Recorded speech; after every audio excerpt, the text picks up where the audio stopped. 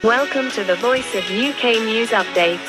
नुमाइंदा दी voice of UK अक़वाम मुत्तहिदा की general assembly ने फ़लस्तीन के अक़वाम मुत्तहिदा के मुस्तकिल रुकन बनने की अहलियत को तस्लीम कर लिया। तफसीलात के मुताबिक जनरल असम्बली में होने वाली वोटिंग में 143 ममालिक ने करारदाद के हक़ में वोट दिया, जबकि अमरीका और इसराइल समेत 9 ममालिक ने करारदाद की मुखालफत की। 25 ममालिक ने वोटिंग में हिस्सा नहीं लिया। याद रहे कि वोटिंग के बाद फ़लस्तीन को अक़वाम मुत्तहिदा की रुकनियत तो नहीं मिली, ताहम फ़लस्तीन को अक़वाम मुत्तहिदा का मुस्तकिल रुकन बनने का अहल तस्लीम कर लिया गया है। अक़वाम मुत्तहिदा में फ़लस्तीनी सफ़ीर रियाज़ मंसूर ने जनरल असम्बली से खिताब करते हुए कहा कि हम अमन चाहते हैं और हम आज़ादी चाहते हैं।